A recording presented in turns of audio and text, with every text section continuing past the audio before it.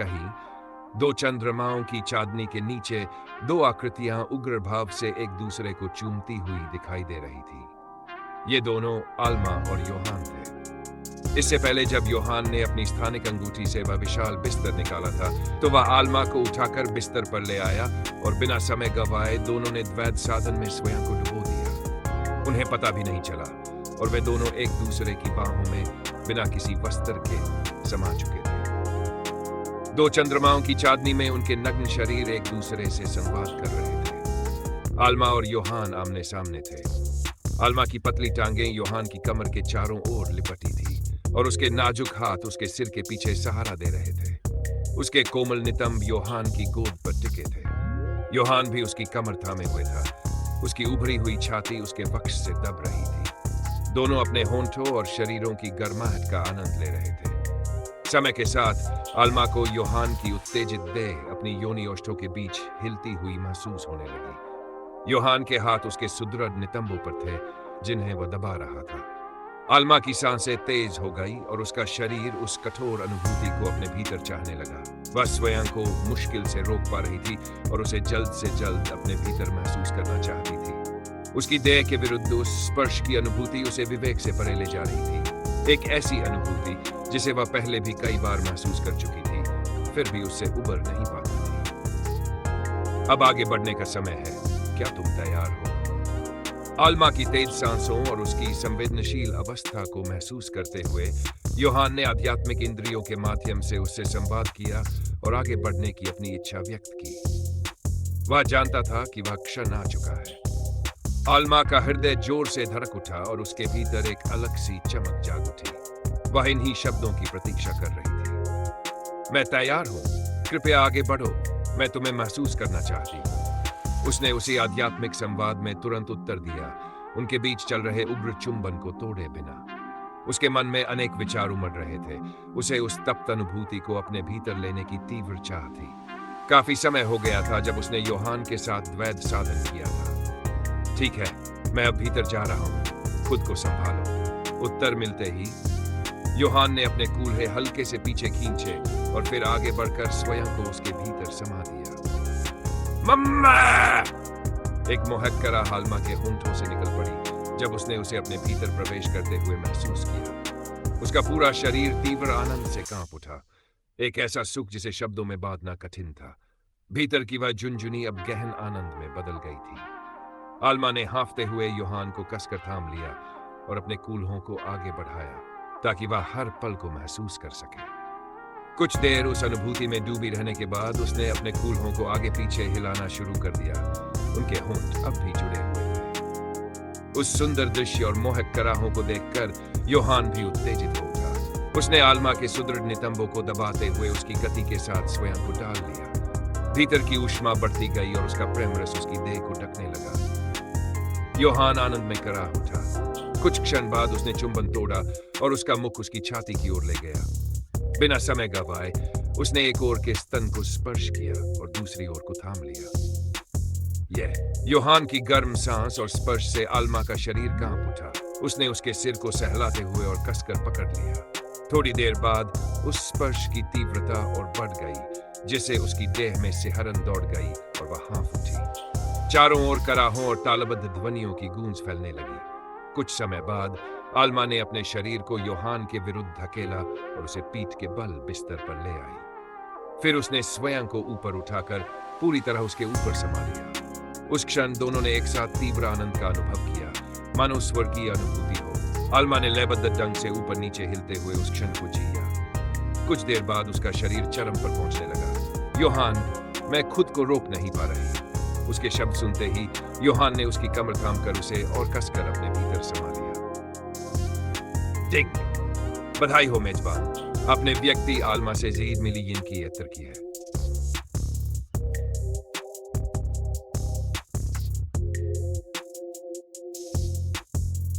हिंदी अनुवाद।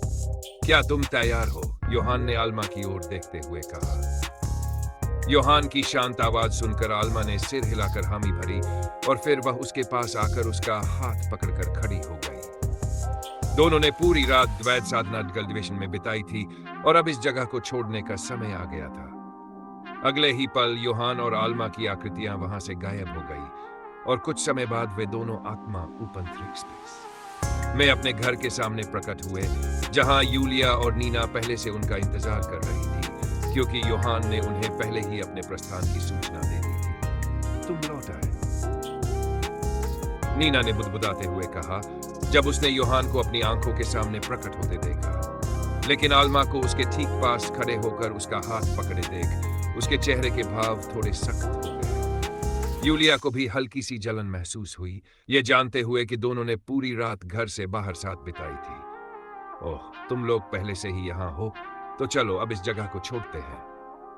योहान ने उनकी असुरक्षा पर ज्यादा ध्यान नहीं दिया, क्योंकि वह अब इसका आदी हो चुका था। उसने उन्हें अपने पास आने का इशारा किया ताकि वे आत्मा उपंतरिक्ष से बाहर जा सके।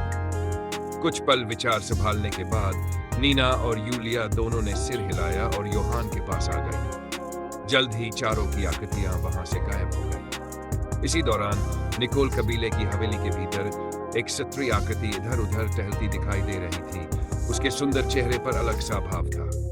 वह जल्द ही लौट आएगा मेरी बच्ची, बूढ़े बिन शेंग ने अपनी अधीर बेटी की ओर देखते हुए कहा, जो योहान की अनुपस्थिति के कारण परेशान दिख रही थी। बूढ़े बिन शेंग ने तो निकोल कबीले के क्षेत्र में योहान का पता लगाने के लिए अपने कुछ लोगों को भी भेजा था, लेकिन अफसोस सब कुछ व्यर्थ गया। उसके लोग योहान के ठिकाने का कोई सुराग नहीं पा सके, मानो वह निकोल कबीले के क्षेत्र से पूरी तरह गायब हो गया हो। उसके लिए सबसे कठिन बात अपनी बेटी को सांत्वना देना था, जो योहान की गैर मौजूदगी के कारण दिन ब दिन और अधिक अधीर व चिड़चिड़ी होती जा रही थी। वह समझ नहीं पा रहा था कि इस स्थिति को कैसे संभाले। मन ही मन उसने योहान को पूछा, पिताजी, वह आखिर कहाँ गायब हो गया? वह इतना लापरवाह कैसे हो सकता है?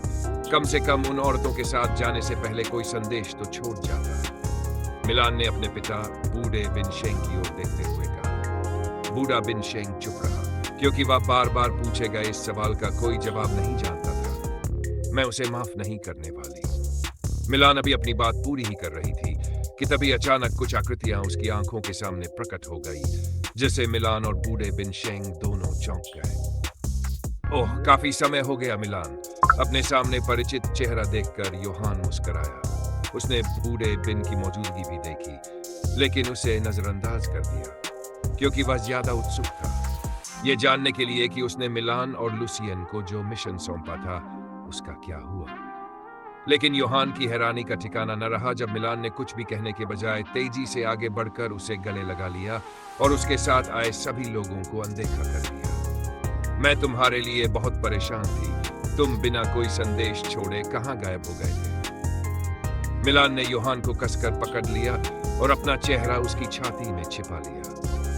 योहान महसूस कर सकता था कि उसका शरीर कांप रहा था और वह रो रही थी। तुम्हें चिंता में डालने के लिए मुझे माफ करना, योहान ने धीरे से कहा। उसे अब एहसास हुआ और उसने हल्की मुस्कान के साथ उसके सिर के पीछे प्यार से हाथ फेरा। बूढ़े बिन सहित वहां मौजूद सभी की निगाहें उसी पर टिकी थी। उसने अपनी बेटी को पहले कभी ऐसा नहीं देखा था। कुछ देर पहले वह चिंतित और बेचैन थी और अब पूरी तरह शांत थी। तुम्हें फिर से देखकर अच्छा लगा लड़के। दोबारा उसे रुलाने की हिम्मत मत करना, वरना मैं तुम्हारी खैर नहीं छोड़ूंगा। एक जानी पहचानी आवाज योहान के दिमाग में गूंजी। उस आवाज को सुनकर योहान ने बूढ़े बिन की ओर देखा और उसके चेहरे पर कड़वी मीठी मुस्कान आ गई। वहीं दूसरी ओर वहां मौजूद महिलाएं योहान के क्षमायाचक स्वर और मिलान के प्रति उसके कोमल व्यवहार को देखकर थोड़ी हैरान थी, खासकर नीना, जिसने मिलान को पहले कभी नहीं देखा था। कुछ समय बाद निकोल कबीले की हवेली के एक सभागार में, तो तुमने उन लोगों की लिन कबीला की यात्रा में मदद करने के लिए अपना जनबल और पर्याप्त संसाधन दिए, है ना? योहान ने बूढ़े बिन शेंग की ओर देखते हुए कहा, जो उसके सामने बैठे थे। उसे यह भी पता चला कि उसके दादा ने इस जगह को अर्जुन के हाथों सौंप दिया था।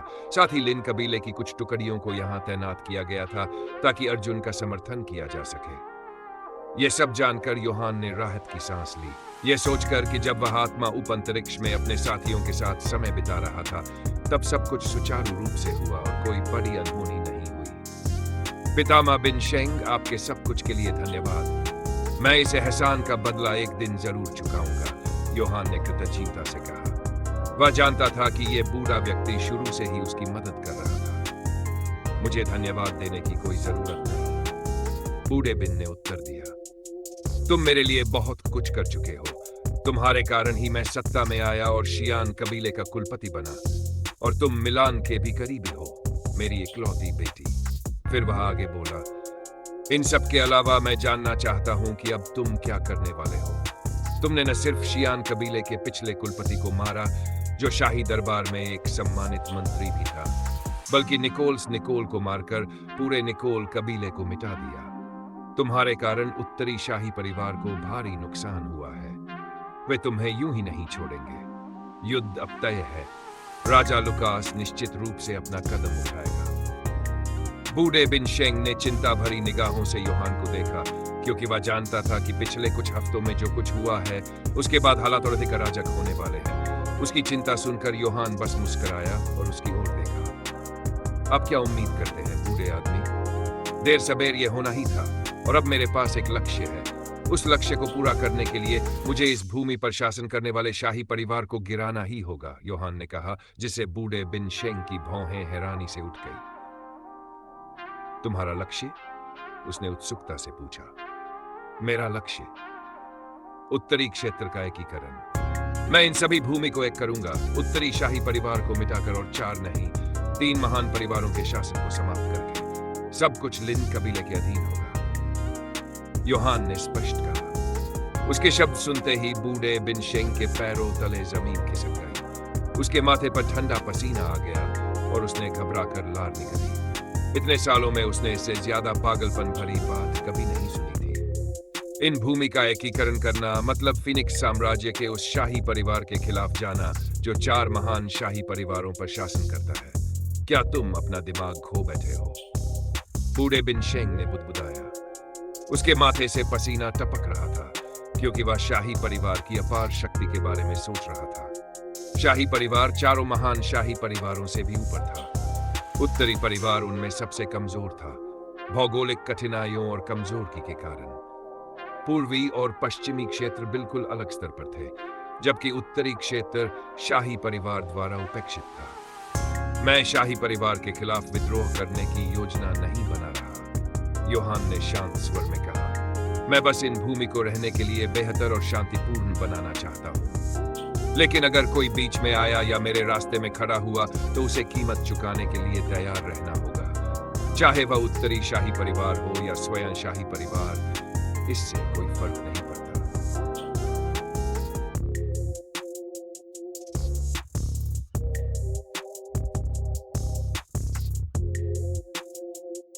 हिंदी अनुवाद। योहान की पहले ही बात सुनकर बूढ़ा बिन शेंग हैरान भी था और चकित भी। अगर योहान के अलावा कोई और यह बात कहता तो वह जरूर सोचता कि वह आदमी शाही परिवार को चुनौती देने की सोच में अपना दिमाग खो बैठा है। लेकिन योहान के स्वभाव और उसकी प्रचंड शक्ति को जानते हुए वह पूरी तरह आश्वस्त था कि योहान जो कह रहा था वह बिल्कुल गंभीर था। यह सोचते हुए बूढ़े बिन शेंग ने एक लंबी सांस ली। मुझे उम्मीद है कि हालात वहां तक न जाएं, लेकिन अगर ऐसा समय आया तो ये बूढ़ा तुम्हारे साथ कंधे से कंधा मिलाकर लड़ेगा।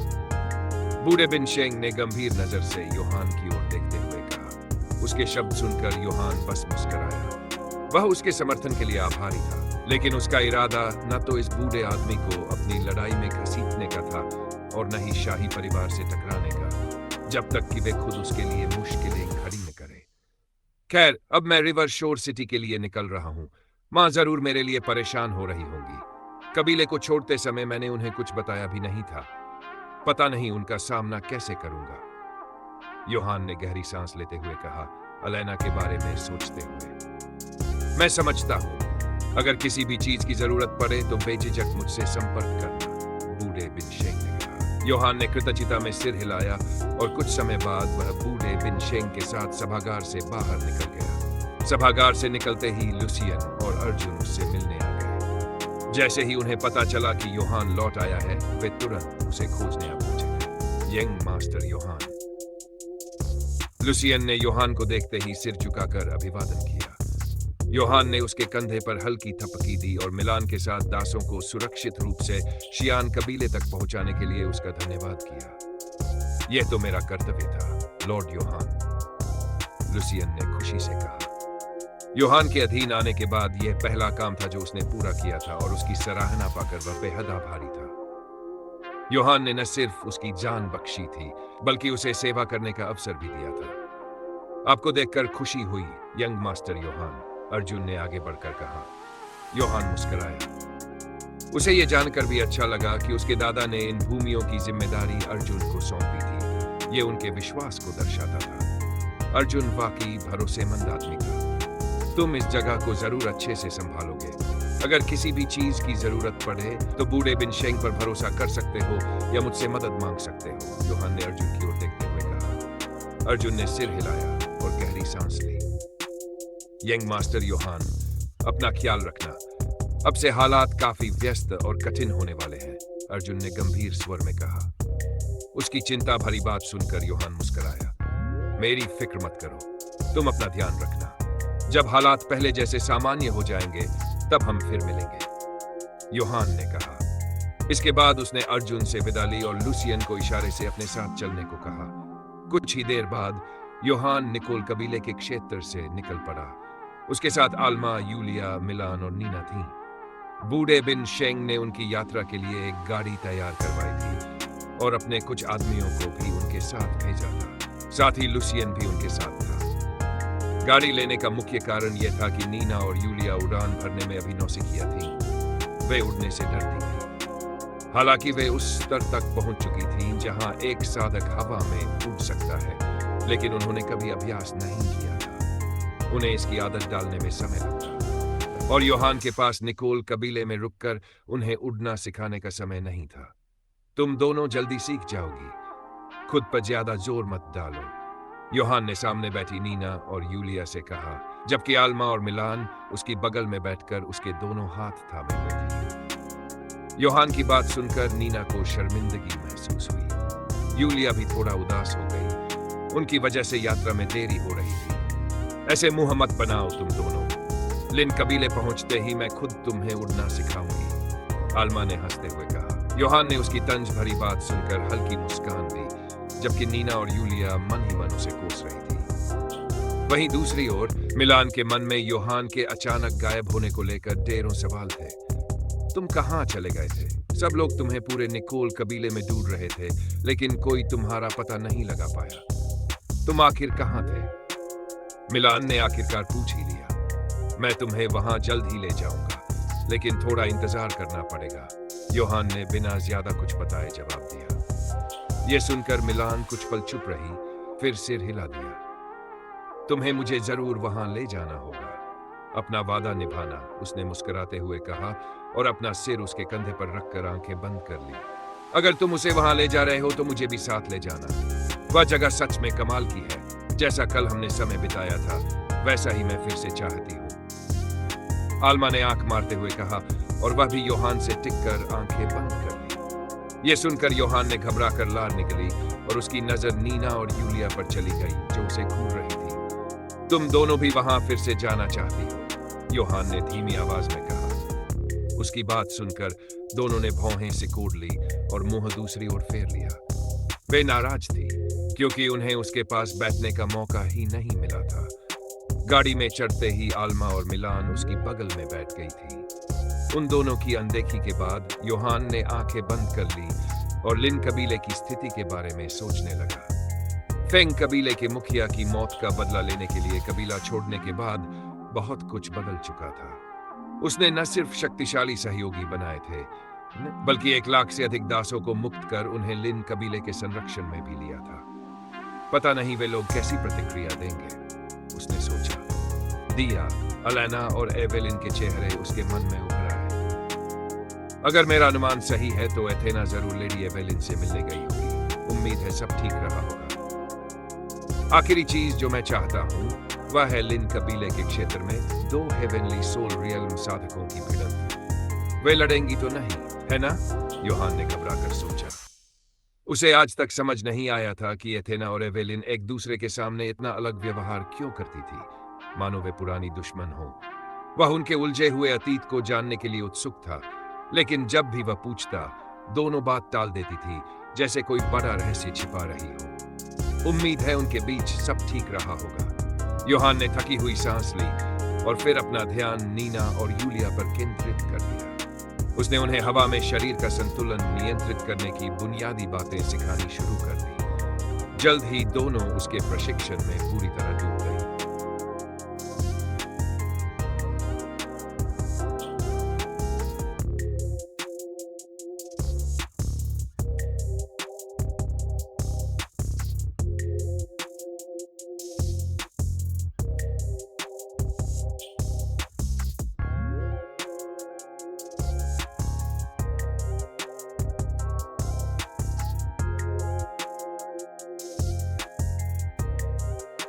हिंदी अनुवाद। लिन कबीले की हवेली के भीतर कहीं एक सुंदर स्त्री एक छोटे से बच्चे के पास लेटी हुई दिखाई दे रही थी। उसकी उंगलियां धीरे धीरे और स्नेह से उस खूबसूरत बच्चे के बालों को सहला रही थी जो गहरी नींद में प्रतीत हो रहा था।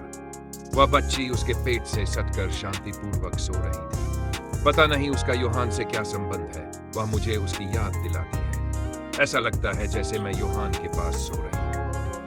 जैस्मिन ने स्नेह से स्नोई को देखते हुए बुदबुदाया। इस रहस्यमयी बच्ची के लिन कबीले में आए हुए कुछ दिन हो चुके थे। वह दो शक्तिशाली व्यक्तियों एल्सा और वान्या के साथ आई थी। आना ने एल्सा और योहान के रिश्ते के बारे में सब कुछ समझा दिया था, लेकिन जब स्नोई की पहचान की बात आई तो सब कुछ रहस्य ही बना रहा।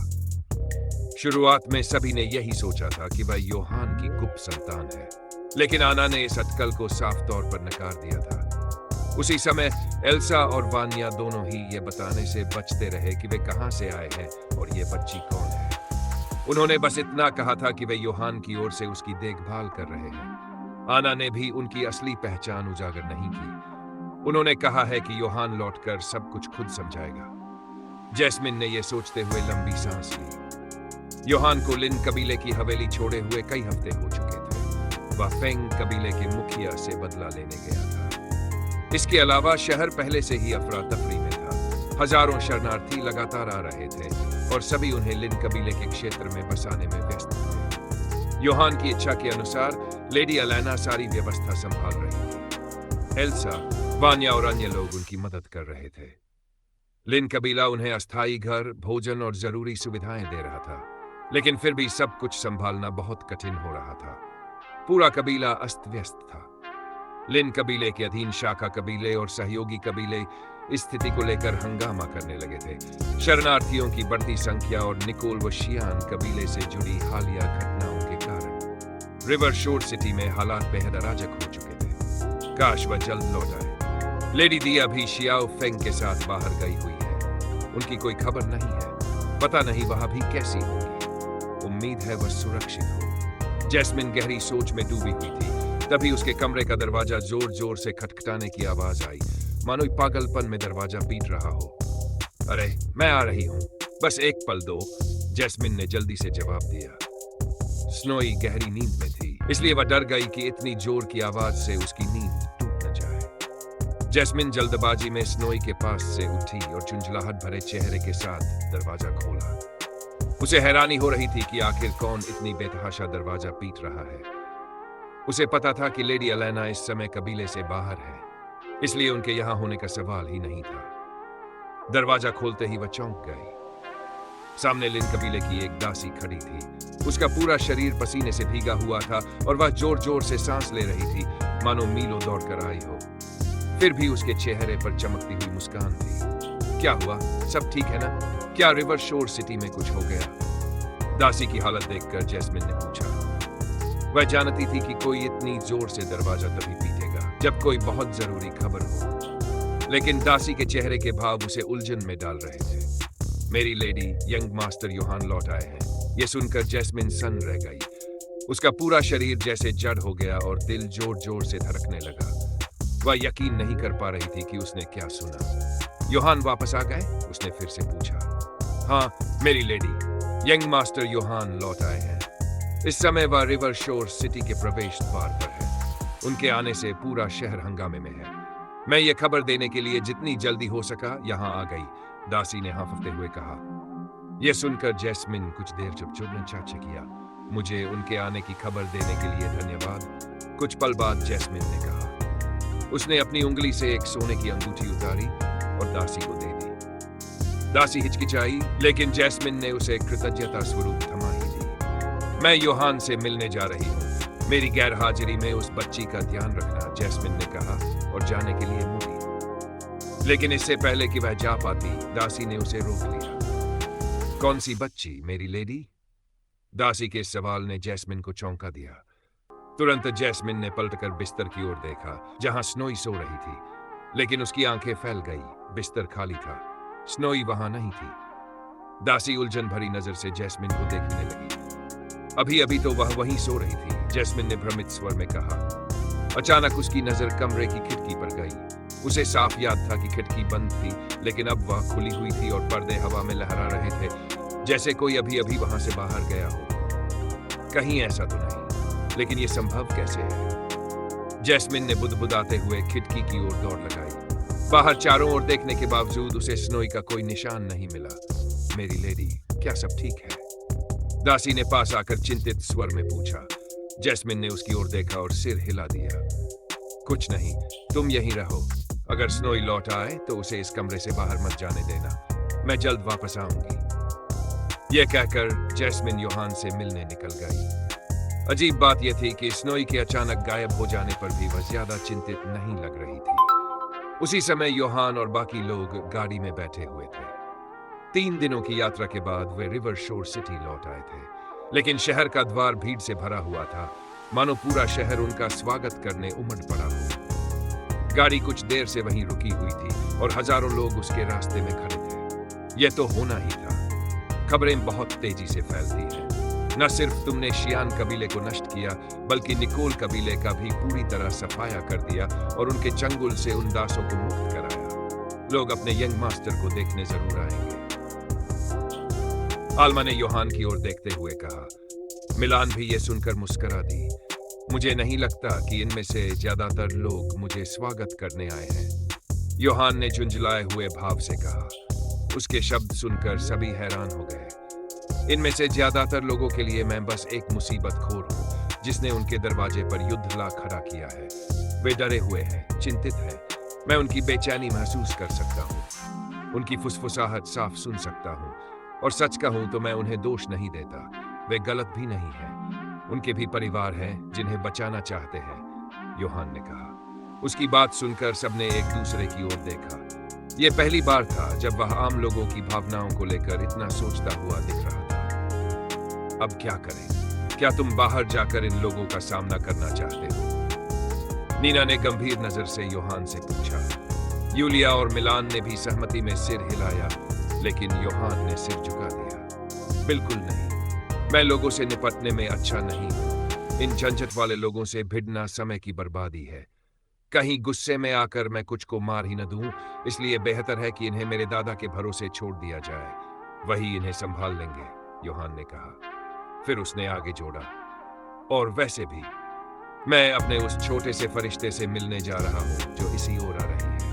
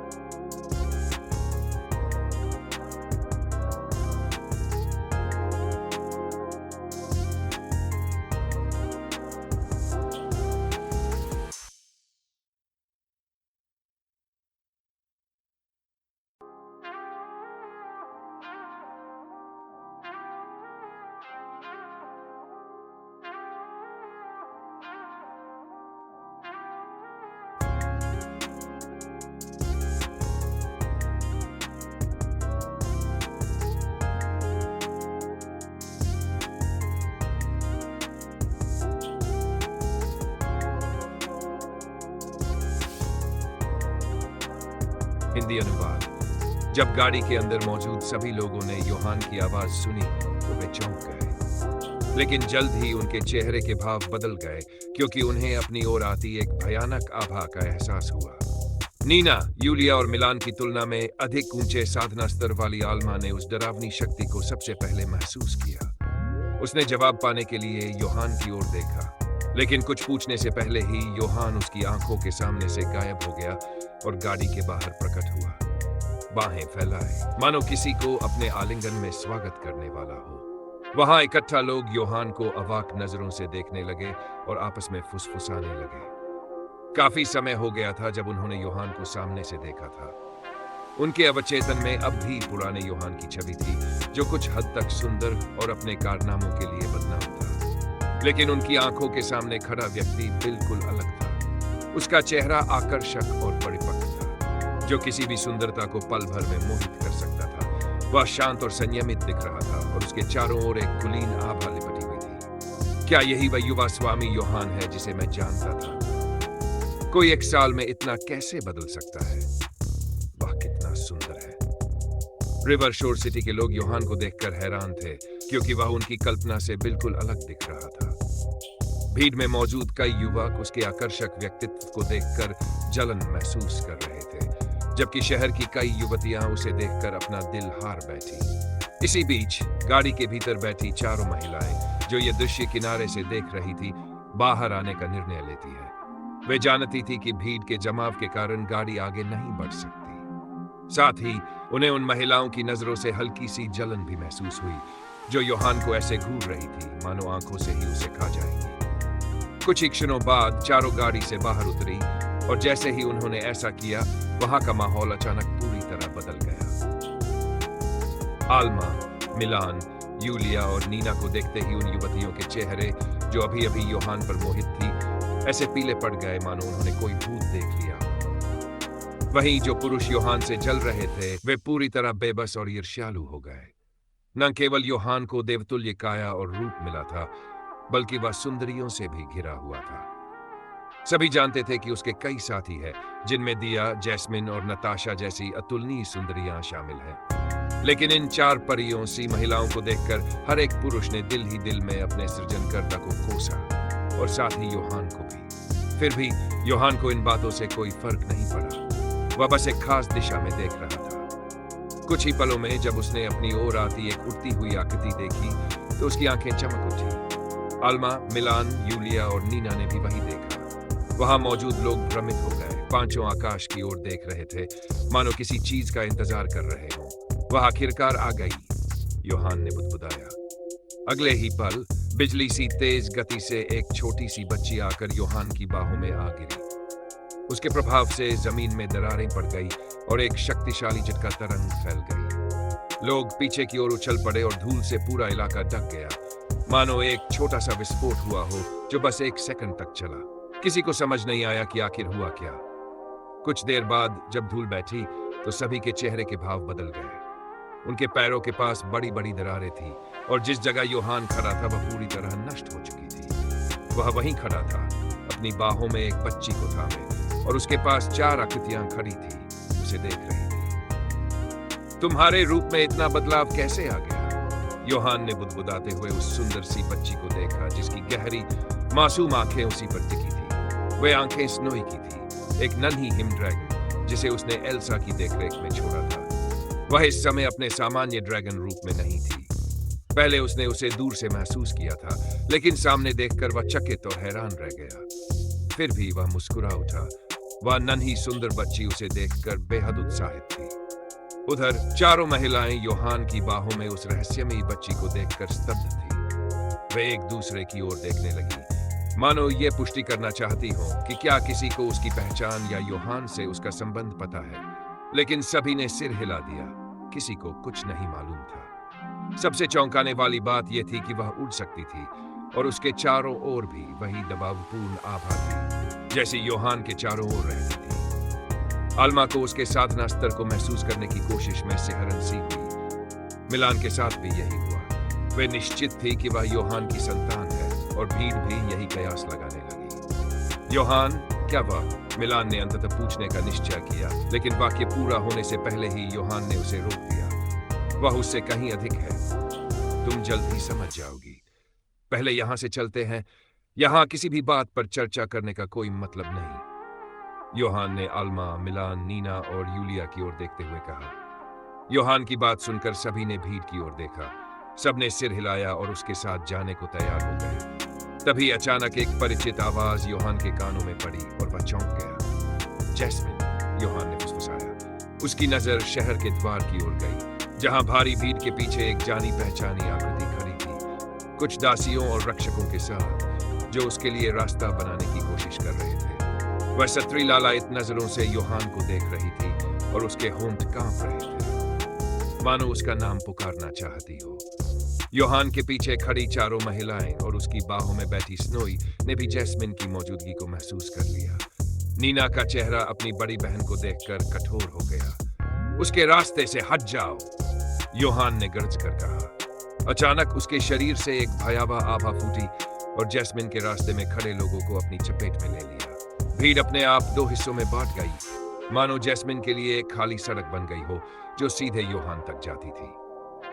अगले ही पल अपने आप को रोक न पाते हुए वह दौड़ती हुई योहान की ओर आई और उसके आलिंगन में कूद गई। उसी समय स्नोई रेंगकर योहान के बाएं कंधे पर जा बैठी, जहां वह अक्सर बैठना पसंद करती थी। जैस्मिन की मौजूदगी से उसे कोई परेशानी नहीं थी, लेकिन उसकी आंखें सावधानी से आसपास का निरीक्षण कर रही थी। इन दिनों तुम्हें मेरे कारण चिंता हुई, इसके लिए मुझे माफ कर दो, योहान ने जैस्मिन को धीरे से थामते हुए कहा और उसे सांत्वना देने लगा। उसकी तेज सांसों से योहान समझ गया कि वह कबीले से यहां तक दौड़ती हुई आई है। जैस्मिन के साथ आई दासियां और रक्षक भी उसे योहान की बाहों में देखकर रो पड़े। सब लोग नीना, आल्मा, मिलान और यूलिया समेत इस भावुक दृश्य को किनारे से देख रहे थे। मुझे तुम्हारी बहुत याद आई और अब दोबारा बिना कुछ कहे मुझे छोड़कर मत जाना। कुछ देर बाद आंसुओं भरी आंखों से उसने योहान से कहा, मैं वादा करता हूं, हमारे बच्चे के जन्म तक मैं लिन कबीले की सीमा नहीं छोड़ूंगा, योहान ने धीमे से कहा। यह कहते हुए उसने जैस्मिन के माथे पर चुम्मा दिया और उसे कसकर गले लगा लिया। योहान के मुंह से ये शब्द सुनकर जैस्मिन बेहद खुश हो गई। चलो घर चलते हैं, योहान ने कहा, और अगले ही पल उनकी छहों आकृतियां भूतों की तरह वहीं से गायब हो गई। पीछे खड़े सभी लोगों को हतप्रभ और उलझन